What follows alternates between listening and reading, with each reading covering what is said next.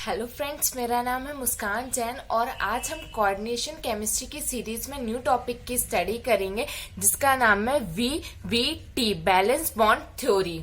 So our question is what is VBT, valence bond theory क्या है और हम इसकी स्टडी क्यों करते हैं। तो सबसे पहले समझते हैं what is balance bond theory. एक एग्जाम्पल से समझते हैं। हमारे पास एक कॉम्प्लेक्स है NiCl4 2-, ठीक है। हमारे पास ये एक कॉम्प्लेक्स कंपाउंड है। अगर हम इसका स्ट्रक्चर ड्रॉ करें तो यहाँ पर Ni पर 2 ऑक्सीडेशन स्टेट होगी और ये जो Cl है इससे इस टाइप से अटैच होंगे, ठीक है। ऐसा हम मान के चलते हैं कि ये इस टाइप से ऐसे अटैच होंगे, ओके। तो यहाँ पर हमें ये समझ में आ रहा है कि मेटल आयन पर पॉजिटिव चार्ज है और जो लिगेंड्स अटैच है उन पर निगेटिव चार्ज है। तो यहाँ पर आयन आयन इंटरेक्शन हो रहा है जिस वजह से ये स्ट्रक्चर का फॉर्मेशन हुआ है और इससे ये कॉम्प्लेक्स कंपाउंड का फॉर्मेशन हुआ है, ओके। में अगर हम सेकेंड एग्जाम्पल लें NiNH3 का होल 4 और यहाँ पर 2+ है, ठीक है। ये हमारे पास एक कॉम्प्लेक्स कंपाउंड दिया है। इसका अगर हम स्ट्रक्चर ड्रॉ करते हैं तो Ni पर 2 ऑक्सीडेशन स्टेट है और यहाँ पर सेम NH3, यहाँ पर NH3 और यहाँ पर भी हमारे पास NH3 और यहाँ पर NH3। इस टाइप से इसका स्ट्रक्चर होगा, ऐसा हम मान के चलते हैं। बट अगर हम यहाँ पर लिगेंड्स की बात करते हैं तो यहाँ पर ये जो लिगेंड है ये न्यूट्रल लिगेंड है, ठीक है। तो यहाँ पर आयन आयन इंट्रैक्शन तो हो नहीं सकता है। तो बीबीटी कहती है कि यहाँ पर आयन डाइपोल इंट्रैक्शन हुआ होगा, यहाँ पर इस टाइप के डाइपोल का फॉर्मेशन हुआ होगा और यहाँ पर इसका माइनस चार्ज होगा जिससे ये पॉजिटिव चार्ज ने इसको अट्रैक्ट करके इस कॉम्प्लेक्स कंपाउंड का फॉर्मेशन कर दिया होगा। में हम अगर थर्ड एग्जाम्पल लें NiCO का होल 4, ठीक है। यहाँ पर ये भी एक हमारे पास कॉम्प्लेक्स कंपाउंड है। यहाँ तो ना पर Ni पर कोई चार्ज है और ना ही CO पर कोई चार्ज है, यहाँ पर दोनों ही न्यूट्रल हैं। बट अगर हम इसका स्ट्रक्चर ड्रॉ करेंगे तो इसका स्ट्रक्चर बीबीटी से ड्रॉ नहीं होगा। क्यों नहीं होगा? क्योंकि बीबीटी सिर्फ 2 ही इंट्रैक्शन को एक्सप्लेन किया है। एक तो ion ion interaction, ion ion interaction, ठीक है, और एक आयन डाइपोल इंटरेक्शन। और अगर हमें इसका स्ट्रक्चर ड्रॉ करना है तो इसको हम जब आगे स्टडी करेंगे LFT की, उसके अकॉर्डिंग हम इसका स्ट्रक्चर ड्रॉ कर सकते हैं। बीबीटी के अकॉर्डिंग इसका स्ट्रक्चर ड्रॉ नहीं कर सकते हैं। सो यहाँ पर हमने ये समझा कि जो बैलेंस बॉन्ड थ्योरी है उसमें 2 टाइप के इंट्रैक्शन की हम स्टडी करते हैं। एक तो आयन आयन इंट्रैक्शन होता है, एक आयन डाइपोल इंट्रैक्शन होता है, ठीक है। अब इसके बाद हम आगे स्टडी करते हैं कि जो बीबीटी के अकॉर्डिंग जो कॉम्प्लेक्स है वो कैसे फॉर्म्ड होते हैं। How to form complex according to VBT. तो जब हम कोई कॉम्प्लेक्स का फॉर्मेशन करते हैं तो उसके बारे में बीबीटी क्या कहती है या फिर ये थ्योरी क्या कहती है। तो अकॉर्डिंग टू बीबीटी जो हमारा मेटल आयन होता है उसको बोलते हैं स्टेशनरी चार्ज, मींस ये एक सेंटर पर प्रेजेंट होता है। और जो हमारे लिगेंड्स होते हैं, इनको मूवेबल चार्ज बोलते हैं जो कि इन्फिनिटी पर प्रेजेंट होते हैं। और ये जो मेटल आयन है इसको अपनी ओर अट्रैक्ट करता है, लिगेंड्स को अपनी ओर अट्रैक्ट करता है और एक इक्विलिब्रियम स्टेट पर आकर ये एक स्ट्रक्चर का फॉर्मेशन करते हैं और उस स्ट्रक्चर को हम मेटल की ज्योमेट्री बोल देते हैं या कॉम्प्लेक्स कंपाउंड की ज्योमेट्री बोल देते हैं। मान लीजिए कि हमारे पास कॉम्प्लेक्स है NiCl का होल 4 2-, ठीक है। तो यहाँ पर हमारा मेटल क्या आयन क्या हो जाएगा, Ni हो जाएगा जिस पर 2+ चार्ज है, ये इसकी ऑक्सीडेशन स्टेट है, ठीक है। और यहाँ पे जो Cl है माइनस है, ठीक है, ये इन्फिनिटी पर कहीं प्रेजेंट होगा और इस पे ये अपना अट्रैक्शन लगाता है। यहाँ पर ये अट्रैक्शन फोर्स वर्क करता है और यहाँ पर लिगेंड Cl लिगेंड इससे आकर अटैच हो जाएगा। ऐसे ही एक Cl लिगेंड यहाँ पर आके अटैच हो जाएगा, एक Cl लिगेंड यहाँ पर आके अटैच हो जाएगा और एक Cl लिगेंड यहाँ पर आके अटैच हो जाएगा। तो इस टाइप से जो हमारा मेटल आयन है ये स्टेशनरी रहता है, मीन्स ये सेंटर पर प्रेजेंट रहता है, और जो लिगेंड्स होते हैं वो मूवेबल चार्ज रहते हैं, और यहाँ पर ये अट्रैक्शन के थ्रू मेटल आयन से अटैच हो जाते हैं। ये अट्रैक्शन 2 टाइप का हो सकता है, जो अभी मैंने आपको बता दिया है। ये आयन आयन इंट्रैक्शन हो सकता है और आयन डाइपोल इंट्रैक्शन हो सकता है। चूंकि यहाँ पर जो Cl है हमारे पास, हमें पता है इस पर निगेटिव चार्ज होता है, और जो Ni है इस पर पॉजिटिव चार्ज है, इसलिए इस इंट्रैक्शन को हम आयन आयन इंट्रैक्शन बोलेंगे। ठीक है। और अगर यहाँ पर हमारे पास NH3 हो जाता, मान लो यहाँ पर ये NH3 अटैच हो जाता, तो यहाँ पर ये कौन सा इंटरेक्शन हो जाता, आयन डाइपोल इंटरेक्शन हो जाता। यहाँ पर जो हमने स्ट्रक्चर ड्रॉ किया है, इस स्ट्रक्चर को हम क्या बोलते हैं, टेट्राहेड्रल स्ट्रक्चर। ठीक है, टेट्राहेड्रल ज्योमेट्री का हमने फॉर्मेशन कर दिया है। तो according to CFT, metal ion is present in tetrahedral voids formed by ligand. तो यहाँ पर जो हमारा मेटल आयन है ये किस में प्रेजेंट होगा, टेट्राहेड्रल वॉइड्स में प्रेजेंट होगा। ठीक है, जो किसने बनाया होगा, जो हमारे ये जो लिगेंड्स होते हैं इनके द्वारा फॉर्म्ड किया गया होगा ये वॉइड्स, और उसमें हमारा मेटल आयन प्रेजेंट होगा। ये भी कहती है CFT की थ्योरी। इन वॉइड्स को हम और अच्छे से समझते हैं ऑक्टाहेड्रल कॉम्प्लेक्स में। Formation of octahedral complexes according to CFT। तो अकॉर्डिंग टू CFT हम ऑक्टाहेड्रल कॉम्प्लेक्स कैसे बना सकते हैं, अब इसको देखते हैं। सबसे पहले अगर हमें ऑक्टाहेड्रल कॉम्प्लेक्स बनाना है तो हमारे पास कोऑर्डिनेशन नंबर कितना होना चाहिए, 6 होना चाहिए।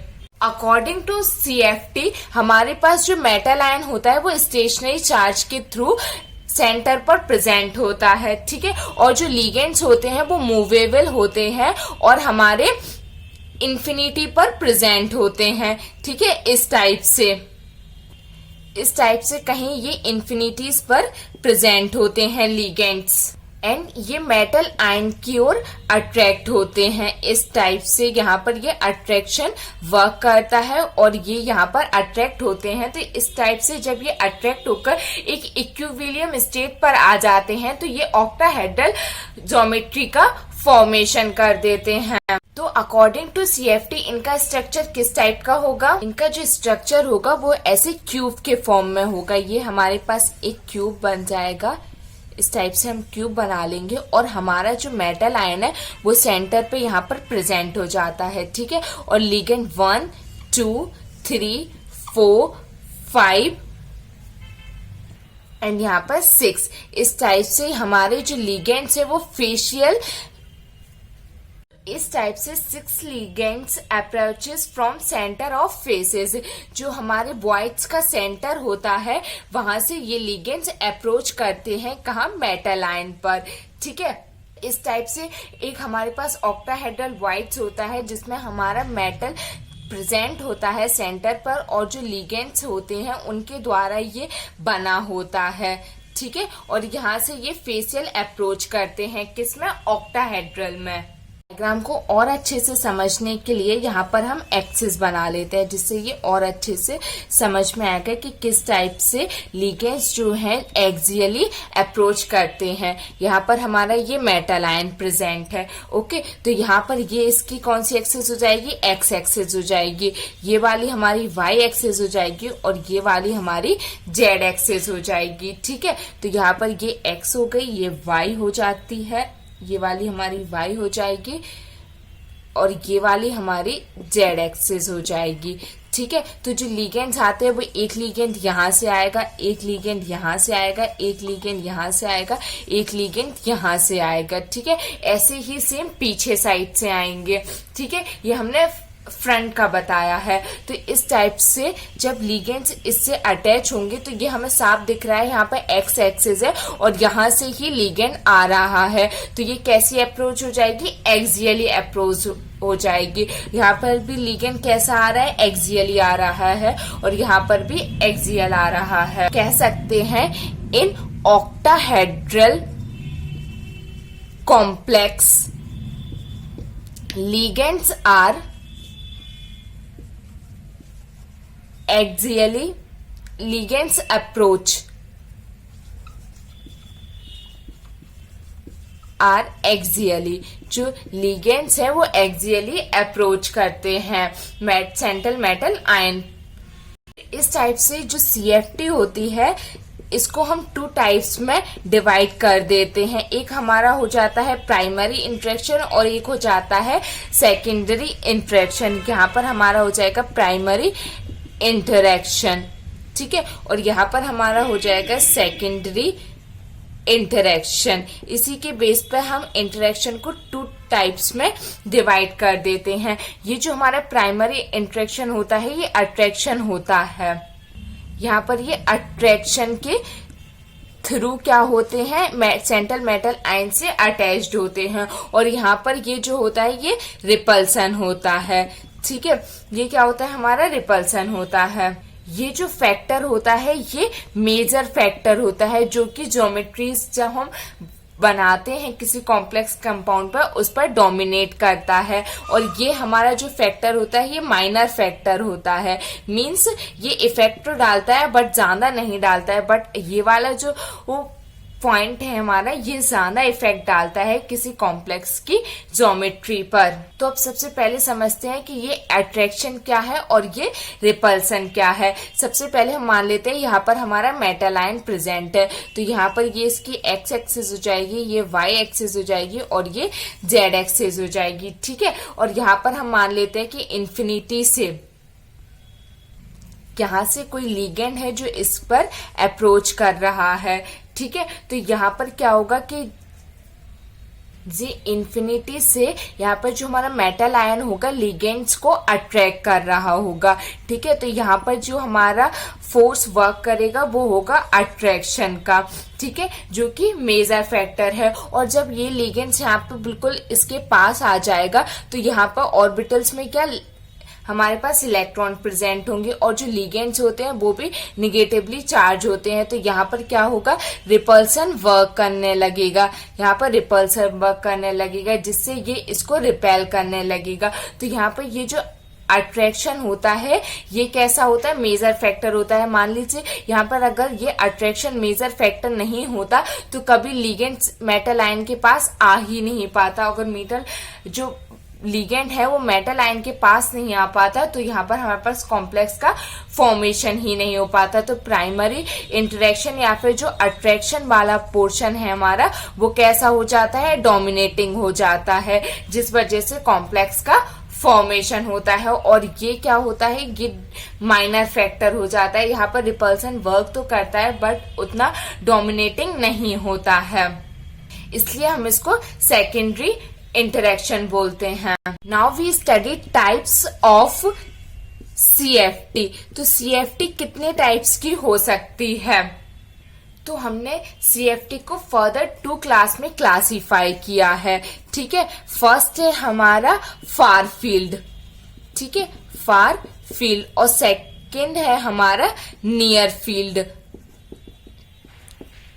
This is very important types of crystal field, क्योंकि जब हम फार फील्ड और नियर फील्ड की स्टडी करते हैं इससे ही हमें ये समझ में आएगा कि कैसे जो हमारी ऑर्बिटल्स होती हैं उनका एक्साइटेशन हो जाता है, कैसे जो डी स्प्लिटिंग होती है वो कैसे होती है।